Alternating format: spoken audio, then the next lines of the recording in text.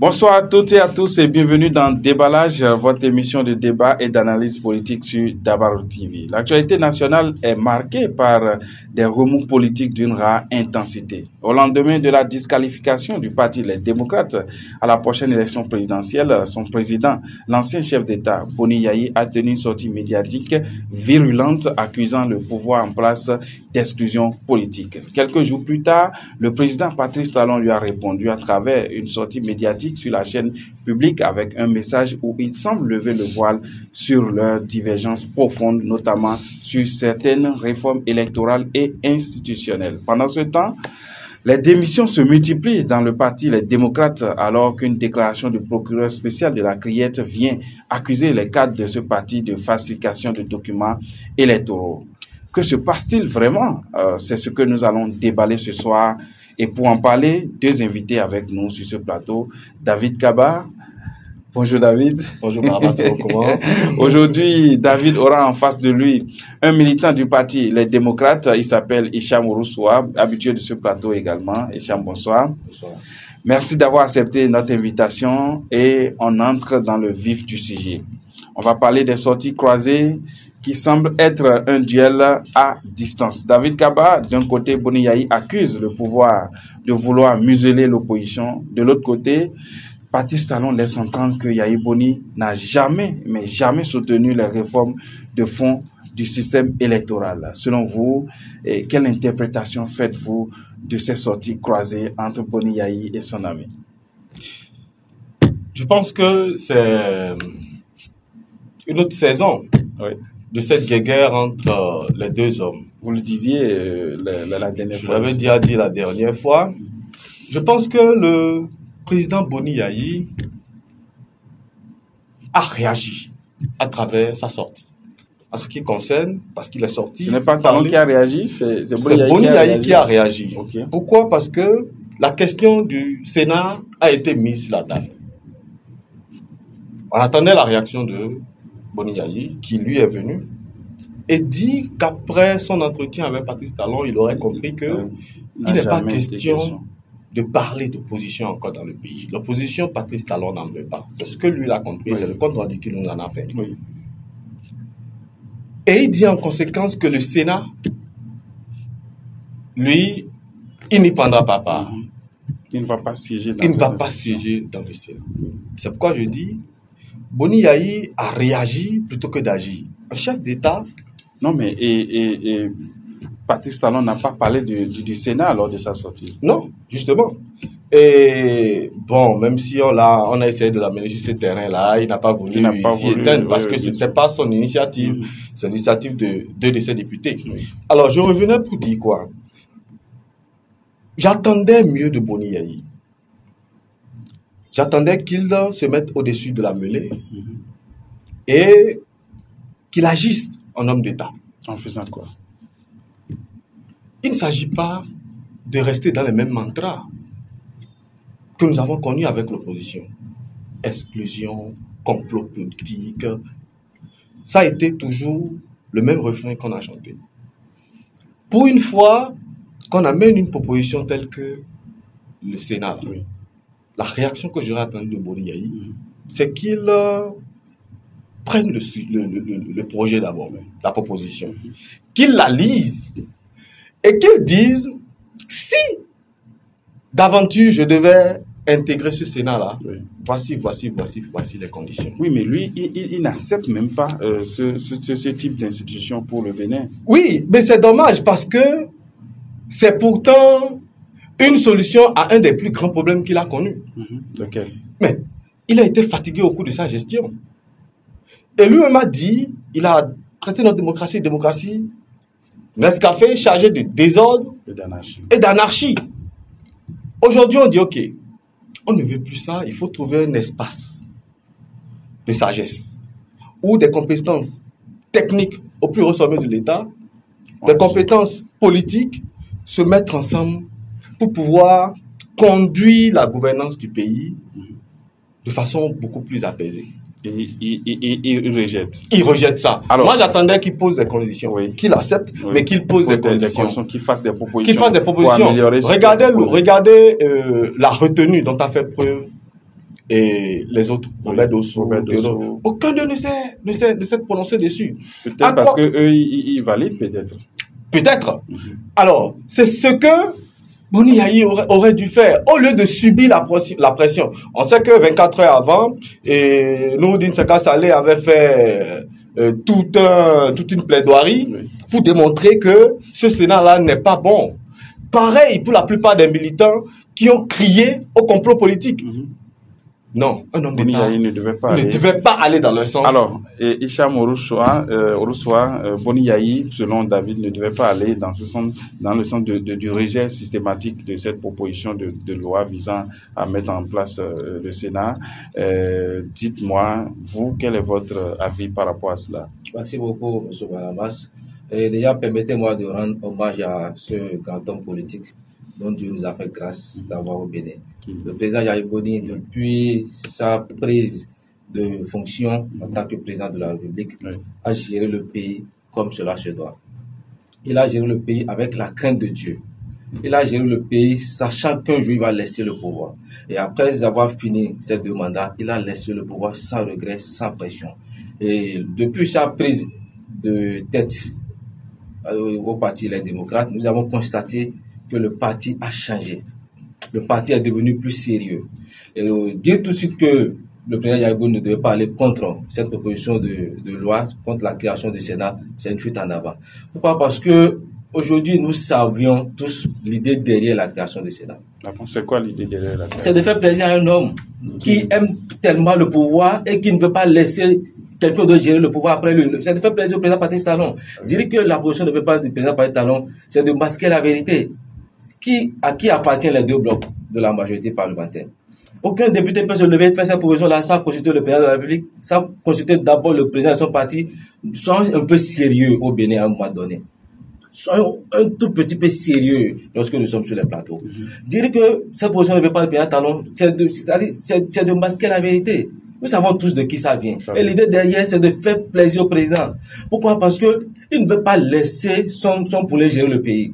Il veut encore avoir la même mise sur la... Ça c'est vous qui le voyez. Oui, exactement. Et je le vois de ma position du militant du Parti Les Démocrates. Je le vois de ma position d'opposant au président de la République. Patrice Talon. Mais si vous dites qu'il veut toujours rester dans le pouvoir, Boni Yayi est toujours resté dans les arcanes du pouvoir. Exactement. Même si Boni Yayi... À la tête de son parti. Voilà, à la tête de son parti. Il participe à l'animation de la vie les partis sont là. Mais là, ici, c'est la Et Boni Yayi sera également dans ce Sénat-là. Non, ça n'y pensez pas. Écoutez, ce que le Sénat dont nous parlons, c'est la Constitution qui va être modifiée. Ça, ce n'est pas la création des partis politiques. Voilà donc quelqu'un qui, déjà, n'avait jamais créé un parti politique. Il a fallu qu'il soit président avant de créer des partis politiques. Ça a été pareil pour Boni Yayi. Boni Yayi n'avait pas un parti politique. Exactement. Mais après qu'il a laissé le pouvoir, il a créé un parti politique. Oui. Non, mais même quand il était au pouvoir, FCBE... non, c'est ce que je dis. Oui. Après ces 10 ans... Non. Pendant qu'il était président de la République, il a créé le parti FCBE. Oui, et après encore, il a créé le parti Les Démocrates. Voilà ce que je dis. Voilà. Donc, c'est pareil pour Patrice Talon qui a créé les 2 blocs qui sont nés au temps de Patrice Talon. Vous avez dit quoi? Les 2 blocs sont nés. Pas fusion des partis politiques. Oui. On est d'accord. Près de 150 partis politiques. Pas fusion des partis politiques. Près de 150 partis politiques. Oui, effectivement, c'est un parti politique qui gérait depuis Paris. Bien sûr. Est-ce qu'on est d'accord? Bon, qui gérait depuis Paris. Non, Patrice Talon n'a jamais. Ne nous faites pas dire c'est qui ne sont pas venus sur ce plateau. Patrice Talon n'était pas chef de parti politique. Nous ne pas dire qu'il gérait. Nous avons tous vu les déclarations d'Henri Webla. Augustin Webla, qui était en son temps de Mabouya. Oui. C'est un député. Il ne peut pas se permettre de dire des choses qui n'existent pas. On est d'accord. Donc, ce que je dis, c'est parce que je peux fournir des preuves de ce que je dis. Bon, ça, c'est une petite parenthèse. Ne nous détournons pas du sujet. Voyons les attributs du Sénat. Oui. On dit quoi? Que le Sénat a cette puissance-là même de bloquer oui. C'est sérieux. Une loi qui... Quel est alors le rôle de la Cour constitutionnelle? Quel est alors le rôle du président? Soyons sérieux. Pourquoi c'est maintenant qu'on fait cette proposition de loi? Pourquoi c'est à la fin du mandat? Pourquoi pas en 2021? Pour préserver les acquis. les consolider, Eh, les mettre dans un cadre formel. C'est exactement ça. C'est pour faire plaisir à un homme. Oui, Non, c'est pour faire plaisir à un homme. Si c'est pour préserver les acquis, est-ce que Boni Yayi n'avait pas des acquis à préserver en son temps et lui n'a pas pensé à mettre sur pied? Non, le Bénin était créé en 2016. Ah oui, et je peux vous poser la même question.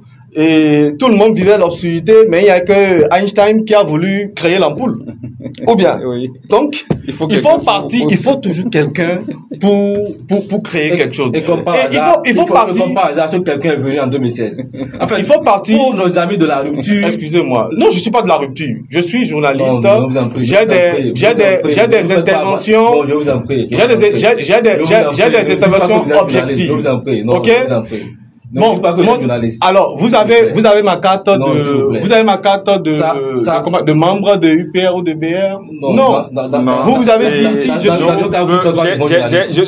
vous ai présenté. Vous êtes journaliste. Non, je vous ai analyste politique. Oui, je vous ai présenté ici chacun journaliste, analyste politique. Je suis journaliste, analyste militant du parti. On va s'en tenir à cette présentation que j'ai faite au démarrage de cette émission. Alors, Hicham Ourouche-Choussoa, dites-moi, en tant que militant du Parti Les Démocrates, comment votre parti vit ces accusations que le président Patrice Talon a portées contre Boni Yayi, qui n'a vraiment pas validé tout ce qu'il y a eu comme réforme politique que le président Patrice Talon a initié depuis 2016? Déjà, dire que le président Boni Yayi n'a pas validé les réformes de ses partisans, c'est faux. En 2019, courant 2019-2020, lorsqu'il y a eu le fameux certificat de conformité qui est sorti, nous avons tout fait pour nous conformer, pour avoir le récépissé, ne serait-ce que provisoire pour pouvoir participer aux élections législatives de 2019. Cela n'a pas été le cas. Et lors de la création du Parti Les Démocrates, nous nous sommes conformés. Nous avons accepté, respecté les lois qui ont été prescrites pour pouvoir créer un parti politique au Bénin. Le Parti Les Démocrates est né en 2020. Donc dire qu'aujourd'hui, que le président Yayi ne veut pas se conformer au système partisan, ce n'est pas vrai. Parce que c'est au nom de ces réformes que le Parti démocrate a été créé. Et ce n'est pas faux. Vous savez, lorsque vous êtes habitué à prendre tellement de coups, à un moment donné, les coups ne font plus mal. Ce que le président Patrice Talon dit, ce n'est pas nouveau pour nous. Et nous vivons des moments sombres depuis 2016. Politiquement, le Bénin ne respire plus. Démocratiquement, le Bénin ne respire plus. Et ce qu'a dit le président de notre parti, le président national Thomas Boni Yayi, c'est vrai. Voilà quelqu'un qui ne veut pas qu'on lui dise que monsieur, on n'est pas d'accord avec vous. Et ce qui est bizarre, c'est que c'est des gens que nous avons vus à l'œuvre. Ceux-là qui nous gouvernent aujourd'hui, c'est des gens que nous avons vus lorsque nous étions au pouvoir. Nous avons vu comment ils ont pris les rues. Nous avons vu comment ils ont transformé le Bénin en un pays rouge. Où chaque mercredi, il fallait porter le rouge pour sillonner tout le pays. Mais aujourd'hui, ces gens-là viennent et ne veulent pas permettre, ne serait-ce qu'à un bébé qui ne connaît même pas grand-chose de dire, monsieur, ce n'est pas bon. D'accord. Un bébé qui ne connaît pas grand-chose, qui dit ce n'est pas bon. Ça veut dire que ça fait tellement mal. Ça veut dire que ça fait tellement mal. C'est quand même terrible. Voilà. Non, ce que je voudrais dire, c'est quoi? Barnabas Sorokouma, ce plateau est une tribune de vérité. Oui. Et je vais vouloir qu'on élève un peu le débat, qu'on quitte un peu les accusations de Zémidjan. Et toi, tu es rupture, toi, tu es opposant, toi, tu es clébé. Parmi les Zémidjan, il y a des personnes. Non, quand je dis Zémidjan, quand vous allez à l'ancienne morgue de Cotonou, on sait, quand on dit les Zémidjan, on sait de quoi est-ce qu'on parle. C'est des gens qui souvent alimentent leurs réflexions des oui-dire. Est-ce que vous voyez un peu? Qui n'ont pas une analyse vraiment profonde. Alors, je reviens pour dire quoi? Il faudrait qu'on puisse se départir de ça et savoir que tous les discours que nous tenons devant les plateaux ne sont pas motivés. Ce n'est pas vénal. Nous ne tenons pas un discours vénal. À un moment donné, j'ai été un ardent défenseur des démocrates ici, sur ce même plateau. Oui. J'ai été censuré dans beaucoup de médias où on m'a dit, Monsieur David, ça va trop fort, je ne veux plus, vraiment, excusez-nous, mais vous ne pouvez plus venir là. Mais lorsque je me suis rendu compte que j'étais en train d'être manipulé. Par qui? Par une classe politique qui n'a que faire des populations. Je parle tant bien de la mouvance que de l'opposition. On passe au diagnostic. 1960, on obtient notre indépendance. Oui. Je ne suis pas parti à 90, je suis allé à 1960. On obtient notre indépendance. Oui. Le pays a été géré avec le monstre à trois têtes. Oui. Pensez-vous que des populations normales, réfléchies, puissent permettre que 3 personnes se passent le pouvoir à tour de rôle? Non, c'était une affaire de politiciens qui ont organisé les choses avec une élite intellectuelle qui sont comme des ornements sur une couronne précaire. Ils ont accompagné cela. Quelqu'un s'est levé, un jeune, courageux, et a dit, niet, ça va comme ça. Oui. Mathieu Kérékou, 72, il fait un coup d'État. Celui-là gère le pays de main de fer. Au début, le marxisme-léninisme, le communisme avait pris. Mais à un moment donné, il avait commencé à avoir de sérieuses difficultés. Financières surtout. Crise sociale. Alors, on va à la conférence de 90, où on dit multipartisme, alternance, liberté d'expression, d'association et tout. On engage la course. Le peuple dont vous parlez, celui dont on parle, celui dont tous les analystes, les politiciens parlent, c'est ce même peuple-là qui a dit ok d'accord, et Kérékou tu restes de côté, Soglo vient. Soglo vient, il fait un seul mandat. On a vu ce qu'il a fait du bien. Un travailleur, on l'appelait Hercule, parce que il a arrangé la situation économique du Bénin et il a remis le pays sous orbite. Alors, les politiciens, et non pas la population, ont dégagé le monsieur là. Ils sont allés ramener le dictateur. D'accord? On est là en 96. Ok? Il revient, il fait 2 mandats. Et dit même, lorsqu'il finissait la conférence, que cette conférence a été taillée à sa mesure. C'est un costume peut apporter pour lui. Lui, il le sait. Ok? C'est pour toujours parler de la machination des hommes politiques. Alors, et il fait 2 mandats, il quitte, on amène Yahi Boni en 2006. Yahi Boni vient en 2006, c'était la joie. Premier mandat. Deuxième mandat, il a des problèmes avec Patrice Talon. Tant bien que mal, il arrive à tenir jusqu'à la fin. De son mandat. Ironie du sort.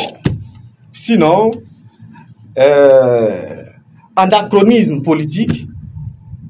Les mêmes populations qui criaient que Boni Yahi, qui supportait, qui criait que Boni Yahi était en train de persécuter Patrice Talon, le reçoivent en grande pompe à l'aéroport Cardinal Ganti. Ce monsieur va, il s'inscrit sur la liste électorale, il est président. Aujourd'hui, c'est lui que les mêmes populations là sont en train de vitrifier. Alors la conclusion, c'est pour vous dire, voilà le peuple que nous avons et voilà les hommes politiques que nous avons. En réalité, notre peuple n'a pas suffisamment de jugeote pour choisir pour elle-même les bonnes voies de développement. Donc, il faut imposer. Il faut l'imposer. Il faut de la fermeté. Je vous en prie. Je vais aller plus loin. Je vous en prie. Allez-y. Vous avez parlé de Boni Yahi. Vous aurez le temps de parler. Hein. Allez au niveau de vos autorités politiques là. Et faites le point. Si vous allez peut-être à la direction générale des impôts, on vous dira. Comptez le nombre de maisons qu'ils ont dans ce pays-là non habité. Ça aurait pu faire ne serait-ce qu'un seul internat pour accueillir ceux-là qui sont dans les zones enclavées. Ça aurait pu construire un bâtiment. C'est de ça. La politique, c'est conduire au développement des populations et non se servir soi-même. Et à un moment où la période est complètement sombre et où toutes les autorités politiques du parti Les Démocrates sont allées se mettre sous des draps, c'est quand même courageux que vous sortiez pour parler. Mais je pense que dans tout combat, il faut des martyrs et c'est ce que vous êtes. Réaction. Les démocrates, c'est fini. Oui. C'est une vraie bouillabaisse qui nous ont servi. On a vu et aujourd'hui, on n'en veut plus. D'accord. Et réaction. Bon, d'abord, avant de réagir à ce que mon ami mais pas d'attaque personnelle. Faisons des analyses. J'aimerais d'abord lui rappeler que cette corporation qu'il est en train de marginaliser, qu'il a ses collègues analystes politiques parmi les immédiats. J'ai des parents analystes politiques qui sont des médias, donc ce n'est pas des gens de bas étage. Ça, c'est une petite parenthèse que j'ai voulu vous faire. Vous avez dit que le peuple n'a pas encore cette capacité choisi. Oh, c'est triste. C'est elle-même, vraiment pour triste. lui-même. Qu'un analyste politique Oui. vienne sur un plateau sérieux Oui. te dire de tiens, J'ai argumenté, hein. J'ai montré des exemples, j'ai donné une idée, j'ai donné des arguments, j'ai montré des exemples. Faites pareil. Je vous ai permis de parler. Ok. Je vous en prie. Oui. Si vous voulez faire seule l'émission, dites. On va vous Non, je vous demande juste de donner des arguments et de donner des exemples tels que je l'ai fait. C'est ça le débat. David, laissons Hicham aller jusqu'au bout. Vous allez à chaque fois me couper. Allez-y jusqu'au bout. Ça, on ne peut pas avancer. Oui, allez jusqu'au bout, oui. Vous voyez, il a fait, disons, un petit résumé de l'histoire. Oui. Ça m'a fait plaisir. Mais dans son histoire, il a voulu ressortir les faits des hommes politiques. Mais en conclusion, il dit que ce peuple n'est pas capable de se choisir. Et je comprends pourquoi il a un penchant pour ceux-là qui nous gouvernent aujourd'hui. Parce que c'est des gens qui pensent exactement comme il le dit. Pour eux, le peuple n'a pas son mot à dire. Pour eux, l'élection, c'est-à-dire le peuple n'a pas le droit d'exprimer son choix dans les urnes. Pour ceux qui nous dirigent aujourd'hui, le peuple, excusez-moi le terme en grippe, c'est comme si c'est un mouton de pâturage, où il faut les servir ce qu'on veut. C'est pas sérieux. Vous voyez, il ne peut pas avoir de gouvernance sans le peuple. Et ce que vous êtes en train de dire, c'est le peuple là qui a permis au président Patrice Talon de venir. Oui, vous l'avez reconnu. Et si ce peuple a permis au président Patrice Talon de revenir, donc ce peuple-là ne mérite pas de choisir le successeur de celui à qui il avait permis de revenir. Bien sûr, mais juste Alors, on est en train de se mordre la queue. Je vous en prie. Vous savez, le Bénin n'a pas été créé en 2016. De 2016 à, prenons, 60 que vous avez dit, il y a eu tellement d'évolution. Je ne sais pas si vous voyez. Bien sûr. Alors, pourquoi nous faisons comme si c'est ceux-là qui sont disons, les superlatifs? Non. D'accord. Ils ne sont pas les seuls les plus intelligents au Bénin. Et à un moment donné, il faut accepter le débat, il faut accepter la contradiction. Permettez au peuple de permettre au peuple d'exprimer son mécontentement. C'est ce qu'il pense. Et permettez au peuple de choisir. Je vais vous poser une question. Vous dites au peuple, permettez au peuple d'exprimer. Non, d'accord. Nous allons avancer. Nous allons avancer dans le débat, David. Nous allons avancer dans le débat parce que je n'aimerais pas que ce plateau se transforme en un TikTok. Non, pas du tout. Donc nous allons continuer dans le débat. Il serait bien que nous quittions la scène politique. Notre relation nuit au Bénin pour que les Béninois vivent autre chose en dehors de Talon et de Boni Yayi. Ça, ce sont les propos du président Patrice Talon lors de sa sortie médiatique. Qu'est-ce que vous en pensez, David Kaba? Barnabas Soro-Kouma, le constat, il est généralisé. Que depuis 2011, entre Patrice Talon et Boni Yayi, c'est l'horreur. C'est une guerre, un combat à mort. Et donc, 15 ans durant, sinon 14 ans, que le pays a été pris en otage par l'ego de deux personnes qui refusent de fumer le calumet de la paix. C'est bien normal qu'ils quittent la scène politique. Et moi, je l'avais demandé avant même la sortie du président de la République. J'ai dit, regardez, aujourd'hui, au point où l'affaire là est partie, nous sommes dans les clivages. Tu ne peux pas t'exprimer aujourd'hui sans qu'on ne te tasse d'être clébé de la mouvance ou clébé de l'opposition. En commençant son intervention, il a presque déifié Boni Yayi. J'ai cru entendre un maître de cérémonie présenter la rentrée d'un seigneur. Et c'est dans ça que nous baignons. Que ce soit pour Boni Yayi, que ce soit pour Patrice Talon. Élevons-nous et disons-nous que ces gens-là ont gagné leur vie. Des gens dont leurs parents les enjambent la nuit pour aller uriner parce qu'ils dorment dans le salon de leur père, de leurs parents, se lèvent aujourd'hui pour injurier sur les réseaux sociaux des gens. Pourquoi? Parce qu'on a un attachement personnel. avec l'une des deux personnalités politiques. Moi, j'ai entendu dans tout le débat de mon cher ami, et c'est ce que je voudrais lui demander, c'est de se lever, de dire à des moments donnés, de laisser l'émotion, de laisser les sentiments et de réfléchir, de se dire, nous sommes jeunes, nous sommes béninois, nous devons penser pour l'avenir. Et je pense que c'est ce que Patrice Talon est en train de faire. Du moins, dans son discours, jusqu'à ce que je n'observe le contraire, c'est ce qu'il dit. Je vous l'avais dit ici la dernière fois, il a dit, je sacrifierai ma génération, mais je travaillerai pour la génération qui vient. Et il y a des décisions difficiles qu'il faut prendre à un moment donné, comme J.J. Rawlings au Ghana. Le gars a pris le pouvoir en 72, un peu comme et Boni Yayi aussi. Vous savez ce qu'il a fait? Pour montrer, pour corroborer un peu ce que Patrice Talon a fait. Lui, il a été sanguinaire. Qu'est-ce qu'il a fait? Toutes les personnalités politiques qui étaient dérangeantes dans le pays, il les a fait exécuter. Il a remis le pays en marche. Et J.J. Rawlings aujourd'hui a laissé un pays avec des institutions terriblement solides. Ouais. Pourtant, c'était un dictateur. Ou bien? D'accord. Merci beaucoup, David. Est-ce que le retrait de Boni Yayi et de Patrice Talon de la scène politique pourrait améliorer le climat politique au Bénin? Déjà, il faut que nous ayons des pères de famille exemplaires. Qui vous souvenez, il y a cela 2 ou 3 mois, lors de sa rencontre avec les jeunes, le président Patrice Talon a dit qu'il n'a aucun problème avec le président Yayi, qu'ils sont des amis personnels et qu'ils s'échangent. Et quelques mois après que le président Patrice Talon vient dire que sa relation avec le président Yayi entache le développement du Bénin, c'est quand même triste. Et c'est vrai, je suis parfaitement d'accord parce que il y a l'ego des deux qui joue sur nous. Et nous étant jeunes, nous n'allons pas nous mettre à encourager cela. Qu'il soit politique ou non politique, ça ne va rien changer. Qu'ils se retirent de la politique et qu'ils continuent d'animer leur guéguerre, ça ne va rien changer. Le mieux, c'est d'éteindre leur guéguerre. Ce qu'ils ont de passé, tel que le président Yayi a pris de la hauteur et a pardonné, parce que je sais, de sa position actuelle, le président Patrice Talon ne va pas permettre cela, et il le fait déjà.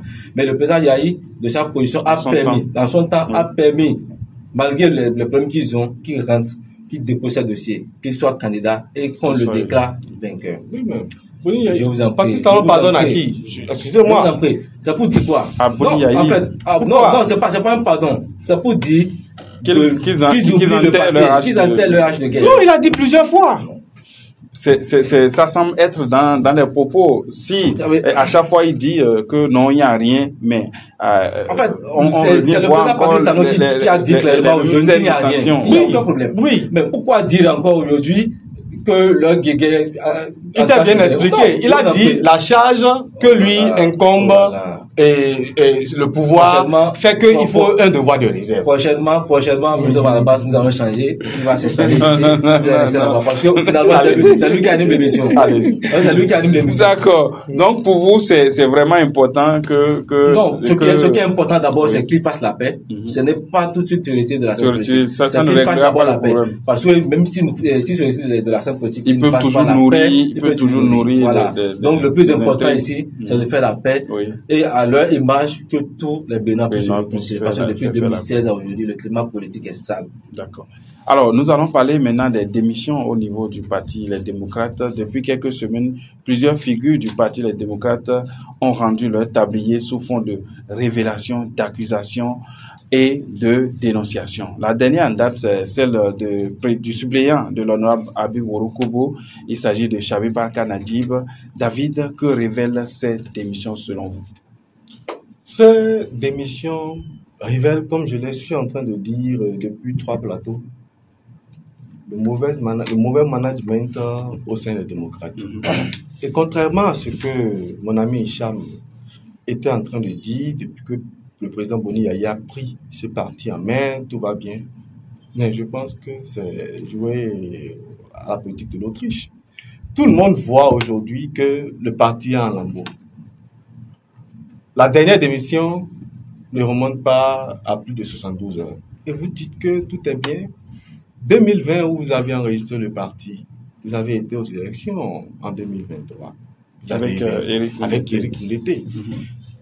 À Parakou, ici, on l'a remercié en monnaie de singe. Et c'est de là que les problèmes ont commencé. Tous les démissionnaires, ou tous ceux qui sont en train d'exprimer leur grief, envers le parti, envers certains responsables du parti, conviennent que le mal est parti de là. Maintenant, je dis, qu'est-ce que Condé a fait pour mériter ça? Moi, c'est la question que je me pose. D'accord. On parle d'abord des démissions. Oui. Que pensez-vous de ces démissions? Je vais revenir rapidement et le rappeler que Irénée Agossa était membre du Parti Les Démocrates en 2020 et il a démissionné en 2021 pour être candidat. Yahibo n'était pas encore président du parti.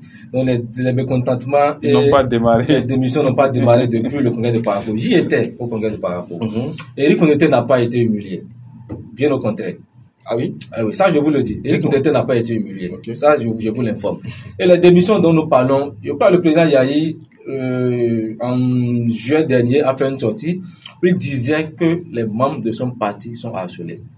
On leur fait des propositions énormes. Ça, c'est, je reprends les propos de Yahi. Oui. Donc, ce ne sont pas un propos. Et les images sont là, on peut les vérifier. On leur fait des propositions énormes, que ce soit d'argent ou de toute forme de pression pour qu'ils puissent démissionner.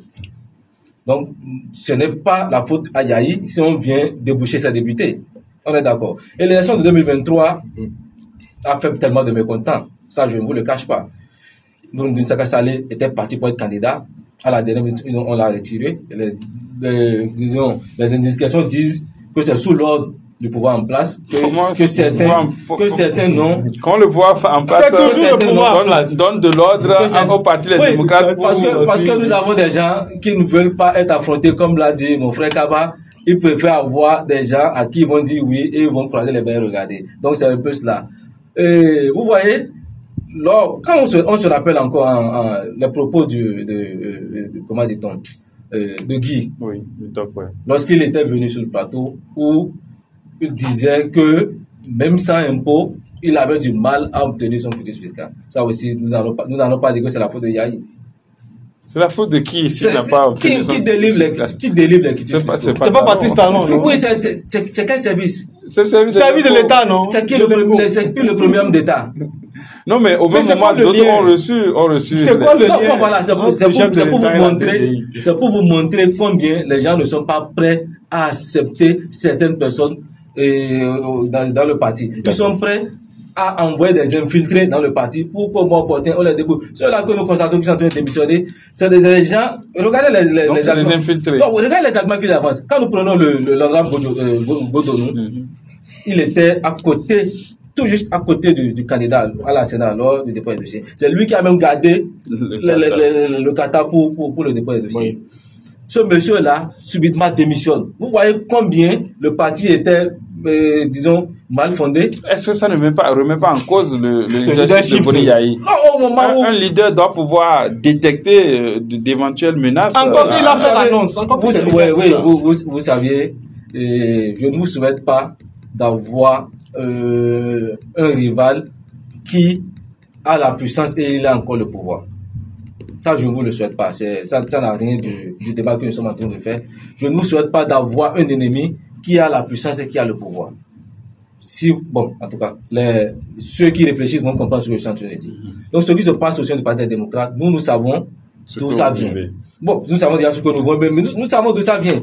Et je crois le président du parti. Le président du parti l'a reconnu. Je crois que le président du parti l'a reconnu. Oui. Et il a dit clairement lors de sa déclaration que ceux qui nous dirigent aujourd'hui ne sont pas prêts à ce qu'il y ait de l'opposition.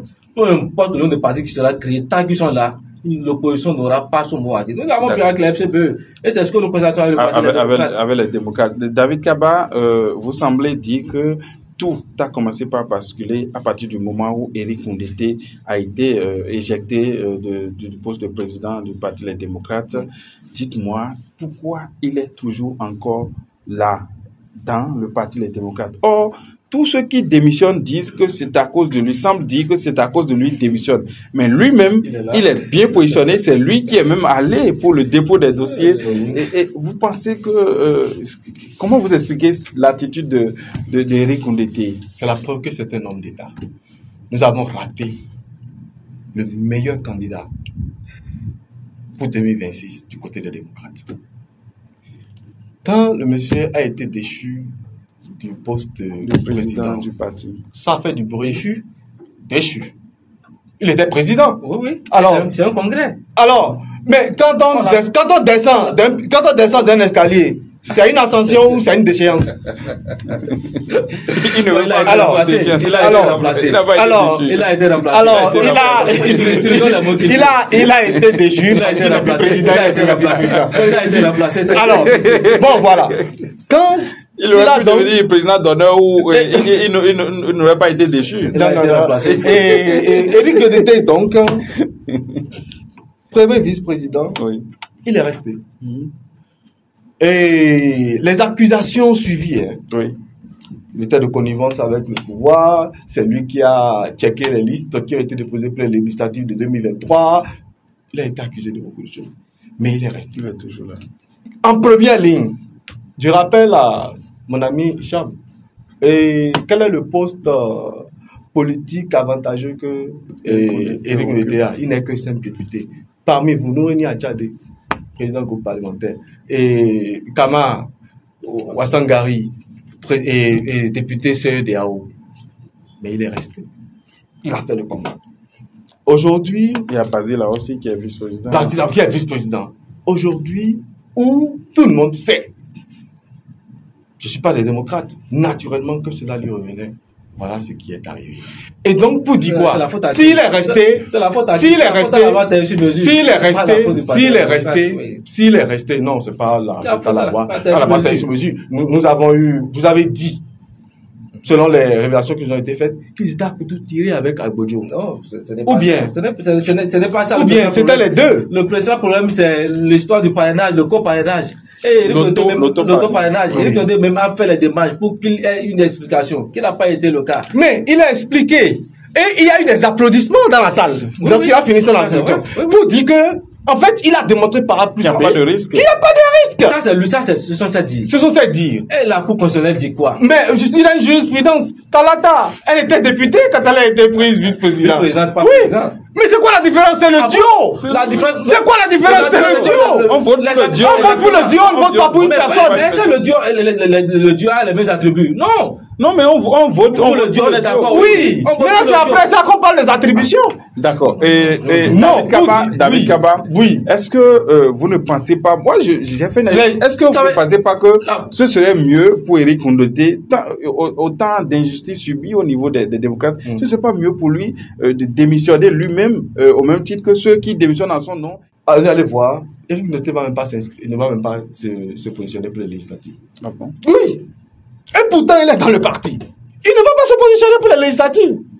Il a perdu la présidentielle. Il ne s'est pas inscrit pour les communales. Il n'ira pas aux législatives. Pourtant, il est dans le parti. Alors, comment vous appréciez cette posture d'Éric Godete qui Non, semble vous savez, rester Éric malgré Godete le est un temps parti? patriote. Oui. Ça, nous le reconnaissons. C'est un homme politique, est un homme de grandeur. Il est à l'image de son président titulaire. Ça, nous le reconnaissons. Et vous savez, le destin de tout un chacun de nous est déjà prescrit. Lorsque le président de la République actuelle quittait le pays en catastrophe, si on lui disait qu'il allait revenir être président, il allait revenir en triomphe, il n'allait pas le croire. Donc ça, c'est le destin. Le destin est le secret de Dieu. Et vous voyez, ce n'est pas le Parti des démocrates qui a fait la position de loi sur le code électoral. Non. Cette histoire du parrainage, ce n'est pas le Parti des démocrates qui l'a proposé. Et vous voyez, les gens ont fait les démarches jusqu'à ce qu'on puisse éclaircir. Si la Cour constitutionnelle ne peut pas éclaircir s'il peut avoir auto-parrainage ou non, ce n'est pas un député qui va lever l'équivoque.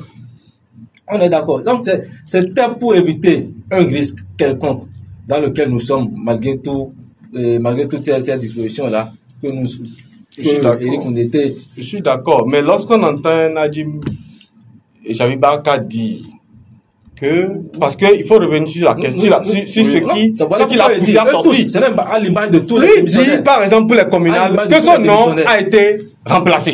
Pour les communales. Pour les communales. Voilà. Son nom a été remplacé. Et c'est à la Sénat à 4 h du matin que il voit Worokubu qui lui dit que non, c'est il a reçu mandat du président de la République, pardon, du président du parti pour venir déposer les noms.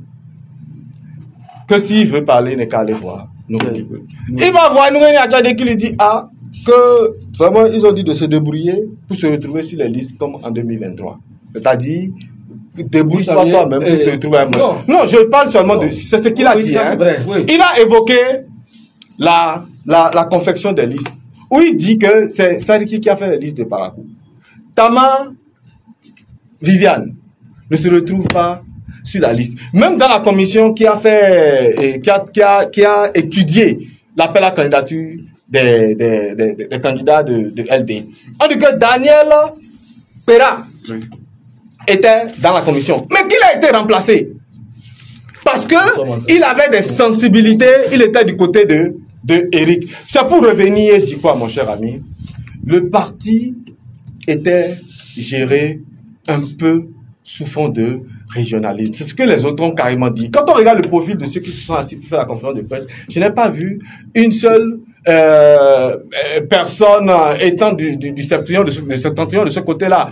Et ce qui corrobore ce que j'ai dit, c'est que tous disent que c'est leur affiliation à Eric qui leur fait de coups. Comment est-ce qu'on gère un parti? On ne peut pas être plus royaliste que le roi. Tout le monde dit, je démissionne parce que Eric est marginalisé. Oui. X démissionne parce que Eric est marginalisé. Eric même est là. Ça la preuve que ce n'est pas sérieux. Vous faites un combat pour moi, jusqu'au point où vous démissionnez. Mais moi-même, pour qui vous faites le combat, je suis là. Donc, en tant qu'analyste politique, comment vous voyez ça? C'est ce que j'ai expliqué. C'est ce que j'ai expliqué. C'est ce que j'ai expliqué. C'est pour des intérêts personnels. Chabi Baka a dit quoi? Il a dit Eric a 63 ans. Je vous en prie. Il n'a plus rien à chercher si ce n'est les présidentielles. Moi, je suis jeune. Je suis dans la quarantaine. Alors, j'ai encore la vie devant moi. Pourquoi on veut alors que je me comporte comme Eric? Eric, c'est une sagesse politique. Vous voyez un peu, il ne peut pas se comporter comme quelqu'un qui n'a plus rien à gagner dans sa vie. Alors que les autres courent pour se maintenir en politique. Ils ont du chemin à faire. Et on ne vient pas en politique pour se faire de l'argent ou pour se faire un nom. Non, mais on vient en politique pour exercer le pouvoir. Conquérir le pouvoir et pour servir le pays. Et les postes politiques ou bien les postes de nomination ou d'élection sont limités.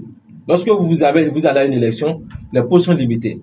Les nombres sur la liste sont limités. On est d'accord. Tout le monde militant du parti ne peut se retrouver sur la liste.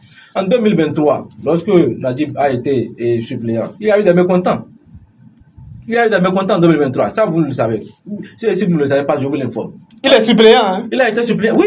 Il était suppléant du Woukoubou. Il avait eu le mécontent. Oui.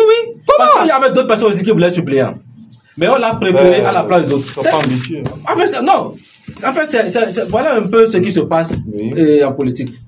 Lors de la confection des listes, qu'on le veuille ou pas, il y aura de mécontents.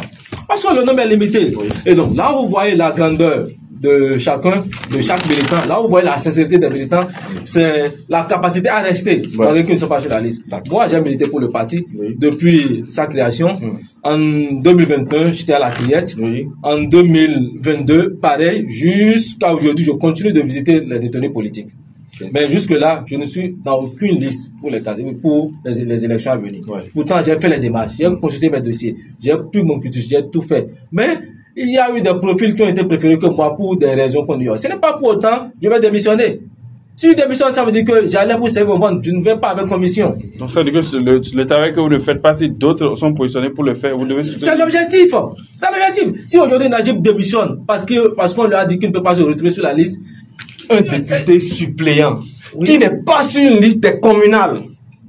Attends, sur quoi vous êtes basé alors pour le mettre député suppléant? C'est forcément parce qu'il pèse quelque chose. Et aujourd'hui, il dit, je ne veux même pas tirer la place avec mon titulaire. Je demande à être, ce n'est même pas, c'est seulement, c'est même à Tchaourou, sa commune natale. S'il vous plaît. Vous voyez, en 2023, il y a eu tellement de choses.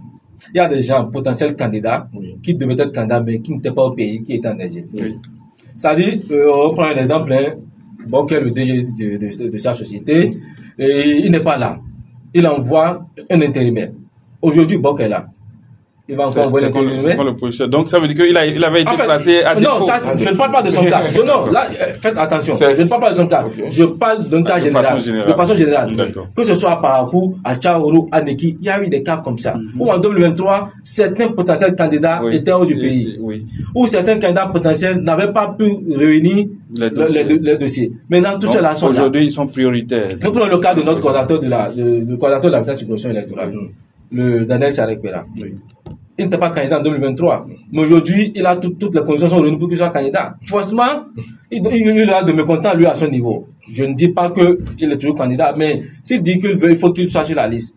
Ouais. Donc, ce que je veux dire aux démissionnaires, c'est que de prendre de la hauteur, comme vous le dites, de ne pas voir seulement leur intérêt personnel. Lorsque vous allez vers un parti politique, c'est pour des convictions. Moi, j'étais démocrate même avant la création du parti. Pourquoi? Parce que j'étais déjà opposant au régime de la rupture avant même que le parti ne voie le jour.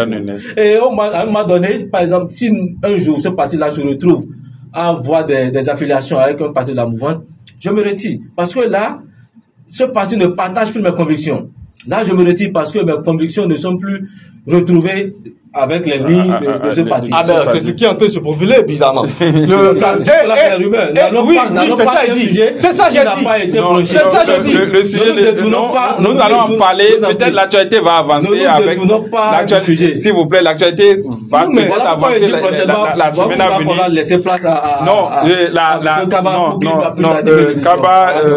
Kaba, Hicham, peut-être que les semaines à venir vont mieux nous édifier sur les probabilités qui s'offrent aux démocrates d'aller en alliance avec l'un des partis de la mouvance.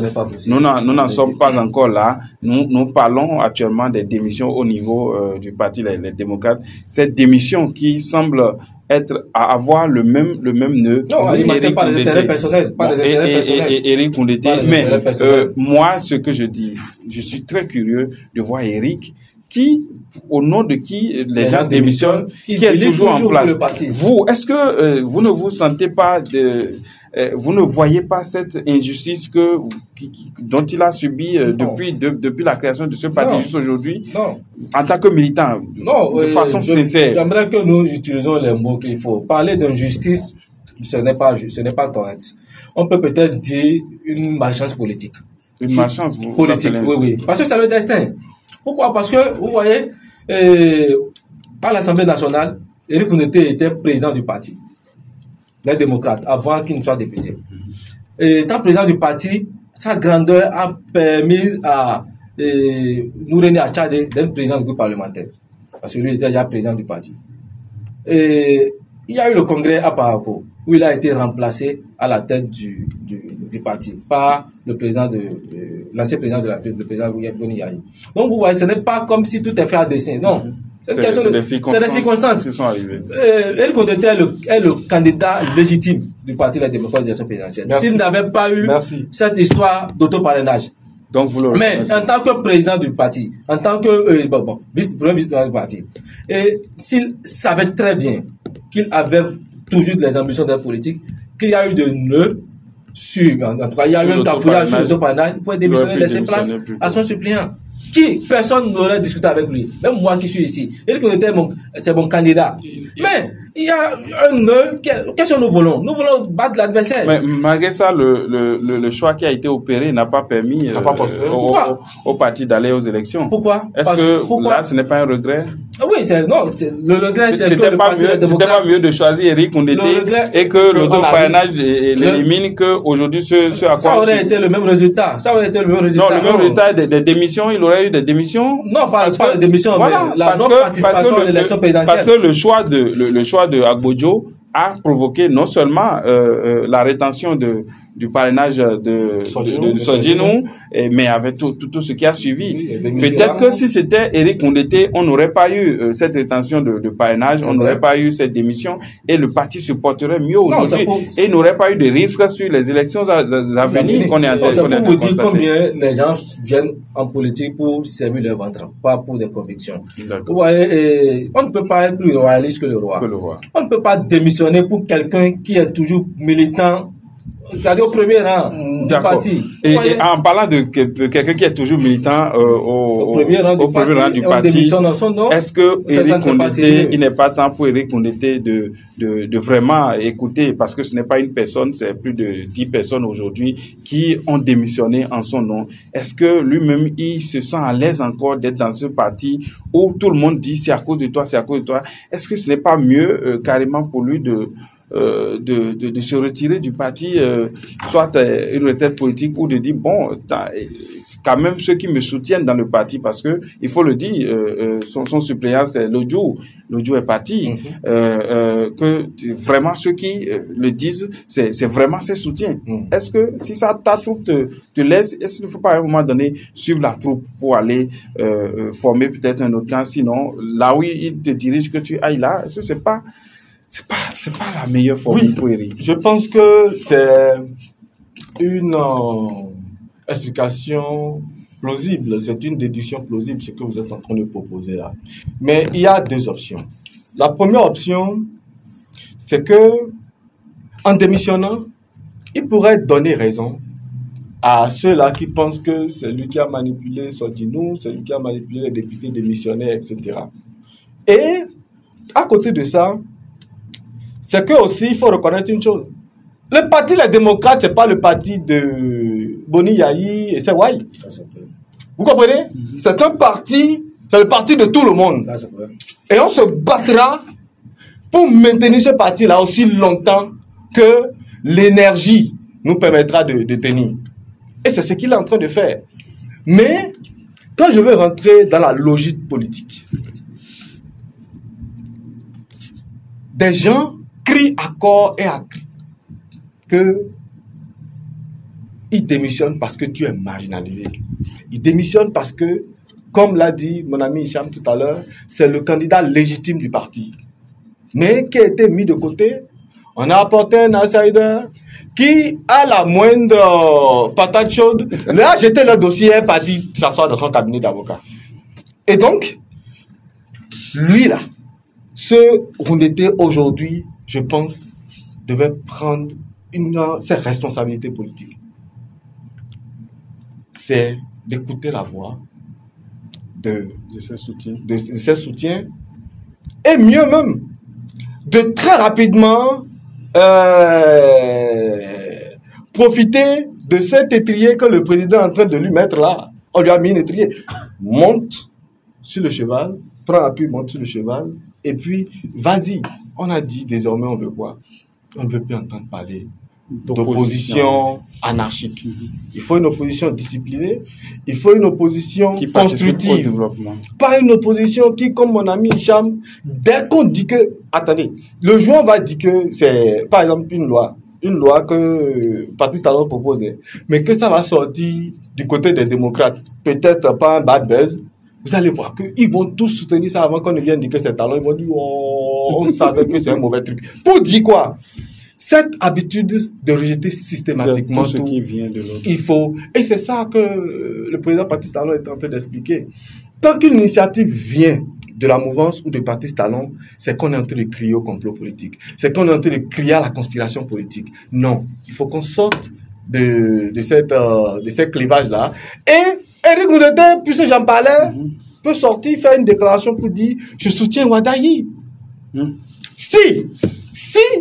Si, comme vous le dites, il était candidat légitime du Parti des Démocrates, quelqu'un dont on connaît l'expérience politique, la stature, le charisme, les valeurs, ce qu'il a en train de démontrer jusqu'à présent. Et avec la cacophonie que nous avons expliqué sur ce parti LD-là, moi je ne reconnais pas Eric dans un parti comme ça. C'est une injure pour tous les sacrifices qu'il a fait au nom de la démocratie durant toutes ces années, alors que la démocratie interne n'est pas respectée. La démocratie sur lui a été retournée contre lui. Et donc, il est temps pour moi, et je le dis avec la gravité que cela impose, que Eric Roundété sorte finalement pour dire à ses partisans, au peuple béninois, qu'il est temps d'accompagner la dynamique qui est en train de se mettre en place. Parce qu'il n'y a pas d'autre choix. D'accord. Il n'y a pas d'autre choix. Nous allons continuer dans ce débat. Et il y a un dernier rebondissement. Le procureur spécial de la Criette parle de falsification de documents impliquant des membres du parti Les Démocrates. Alors, Hicham, comment vous percevez cette déclaration, ces accusations à votre niveau, au niveau du parti Les Démocrates? C'est quand même triste et à la fois ridicule, hein, ce qui se passe au Bénin. Ouais, on accuse le Parti Les Démocrates de falsification de documents. Et sur les chefs d'accusation, on dit que les ceintures ne sont pas conformes aux ceintures qui sont sur la carte et que les gens n'ont pas demandé et puis on demande à leur nom. Vous voyez, moi, ma carte CIP, j'ai signé en 2017. De 2017 à aujourd'hui, je n'ai pas gagné la même ceinture. Si je vous sors ma carte, c'est grave. Si je vous sors ma carte CIP, c'est grave ce que non, vous dites. je vous en prie. Vous voyez, si je vous sors ma carte CIP et la ceinture que je fais actuellement, ce n'est pas conforme. J'ai dû faire une demande pour pouvoir uniformiser la ceinture. Est-ce que vous voyez un peu? Est-ce que pour autant, je suis dans la fraude? Pourquoi? Parce que ma photo même qui est sur ma carte CIP et moi-même actuellement, je ne me ressens pas. Quand vous voyez la carte, quand vous voyez ma carte CIP. Oui, mais c'est biométrique. Il y a ce problème. C'est biométrique. Ce qui dit que l'identification de la personne. Donc, quand vous voyez, quand vous me voyez, tout ce que vous voyez la carte CIP, vous allez regarder, avant de connaître que c'est moi. C'est pour dire quoi? Qu'il y a eu tellement, bon, on était au premier essai. Jusque là, il y a des améliorations. On ne peut pas s'appuyer sur ça pour discréditer un parti national. Et cependant, on dit que le parti politique manque de candidats. Vous voyez, à Parakou seulement, sur les 52 quartiers et villages que nous avons à Parakou, il y a au minimum 2600 membres du parti. Je dis membres, je ne dis pas militants, membres du parti. Ouais, le parti est érigé de telle sorte que chaque circonscription a un bureau. Chaque commune a un bureau. Chaque arrondissement a un bureau. Il y a même des arrondissements. Moi, dans mon arrondissement, il y a 4 bureaux. Il y a dans les arrondissements où il y a jusqu'à 5 bureaux. Il y a des zonages. Et il y a encore des cellules de zone. Et c'est comme ça dans tout le pays. Et ceux-là, ont manqué de candidats. Est-ce que vous voyez un peu? Ce n'est pas manquer de candidats le problème. C'est de fournir les pièces. Non, ça fait partie. Pour constituer le dossier. Lorsqu'on vous a demandé d'aller compléter le dossier, on obtient un casier judiciaire en combien de temps? Un débat sérieux ne se fait pas de cette manière-là. Ça se fait comment, dites-moi? Vous êtes analyste politique. On est d'accord. Journaliste. Vous êtes là en tant que journaliste ou analyste politique. Dites-moi. Si c'est les deux là, laissez-le animer l'émission. Non, il est à chaque fois que je prends la parole, il va se permettre de me couper. On ne peut pas avancer. Et David, il y a des fois où ce n'est pas la rage. On va oublier. On risque d'oublier. Il faut donner un papier, il va noter. Un journaliste peut oublier comme ça. Allez-y, ça arrive. Il ne faut pas faire l'émission avec la rage. Il faut rappeler à mon ami que nous ne sommes pas des adversaires. Il n'est pas un romancier. Sauf si je me trompe. Il est là. Voilà. Donc, nous sommes tous des amis. Nous parlons pour le développement du pays. Moi, en tant qu'opposant, je veux sortir les ombres que la mouvance ne veut pas voir. Et lui, en tant qu'analyste, il veut ressortir les erreurs de l'opposition et les erreurs de la mouvance. Donc, je ne suis pas son ennemi. Qu'il me permette d'aller au bout de mes idées. Si à chaque fois que je prends la parole, il va me couper comme ça, on ne peut pas évoluer. On est d'accord. Vous parliez de la ressemblance. Merci. Donc, ce que je disais, c'est que le parti Les Démocrates ne peut pas manquer de dossiers. Et ici à Parakou, il y a le coordonnateur communal qui a reçu les procurations et qui a fait les démarches pour récupérer les quitus fiscaux et d'autres pièces pour certaines personnes. Moi, par exemple, j'ai un peu de facilité pour me déplacer pour me rendre à Cotonou, prendre mes pièces et déposer. Lorsque j'ai fait la demande du crédit fiscal, j'ai reçu 2. Peut-être que j'avais l'intention de participer à 2 élections, ou du moins de tenter la chance sur les 2 côtés. Et vous savez, le crédit fiscal ne se photographie pas. C'est l'original là on utilise. Et donc, pour quelqu'un qui avait déjà déposé tel dossier pour les communales, et qu'il y a moyen de déposer le dossier pour les législatives, il fait comment? Il ne peut pas tout vous avez dit 2, vous avez dit. Ça, c'est mon cas. Il y a d'autres qui en ont eu un seul. Il va faire encore une autre demande. Et si moi j'ai pu avoir 2, c'est parce que j'ai fait 2 différentes demandes. J'avais fait une première demande, dans un premier temps qui a été où on devait préciser l'élection à laquelle on participait. Et cependant, il y a eu mise à jour et j'ai encore fait une autre. Donc, ceci a permis d'avoir de quitus fiscaux. Et ce n'a pas été le cas chez même beaucoup de personnes. Et aujourd'hui, il y a parmi les députés, il y en a qui veulent être aussi sur la liste aux élections communales. Et donc, ces accusations-là ne sont... Bon, je ne peux pas dire que... Peut-être que la criette a d'autres éléments. Non, vous voyez ce qui se passe. Bon, la criette, aujourd'hui, C'est vrai, c'est toujours ça, demande la crème. Mais depuis l'épisode Batamoussi, nous autres, nous ne donnons plus de crédit à cette cour-là. Parce que déjà... Il le faut. Oui, normal, oui, effectivement. Vous voyez, c'est quand même triste. C'est vraiment triste. Alors, c'est David, ce communiqué, cette sortie du procureur de la Criette, vous révèle quoi? Le président de la République, Patrice Talon, avait dit on ne peut pas demander aux citoyens ordinaires d'être à jour, de fournir des pièces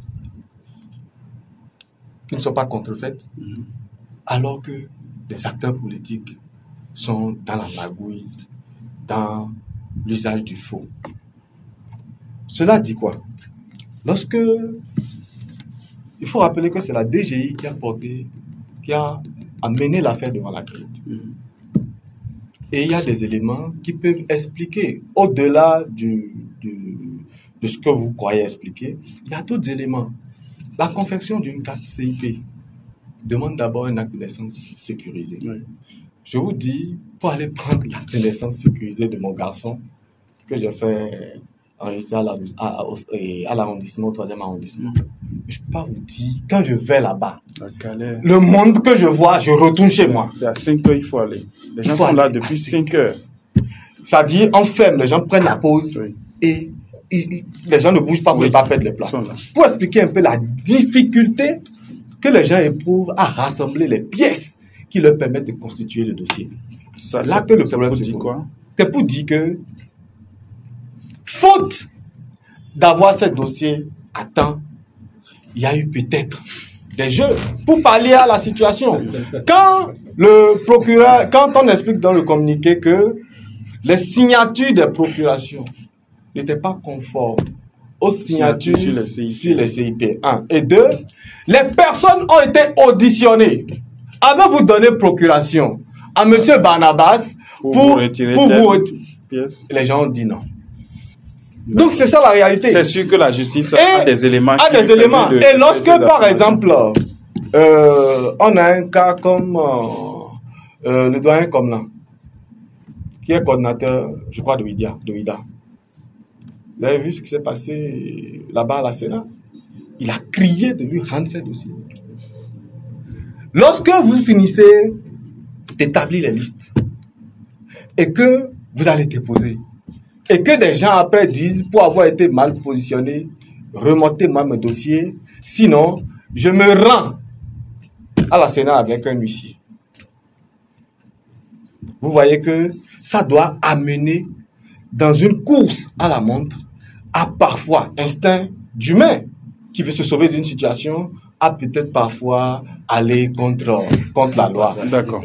Pour moi, c'est toute l'explication. Sous réserve que... Le temps est très vite passé. David Kaba, Hicham, je vous remercie d'avoir répondu à cette invitation sur ce plateau. C'est la fin. On a même passé plus de temps à m'apprendre le métier. Merci beaucoup. Entre déclarations croisées, démissions et accusations judiciaires, le climat politique s'électrise à l'approche des élections de 2026. Mais comme toujours, c'est la vérité des urnes et surtout celle des faits qui finira par s'imposer. Reste à savoir si les démocrates sauront résister à la tempête ou s'ils en sortiront divisés. Merci, chers téléspectateurs. Merci, chers invités. Rendez-vous la semaine prochaine pour un autre numéro. D'ici à là, restez lucides, restez critiques et que le Seigneur bénisse le Bénin. Je vous remercie. Merci beaucoup.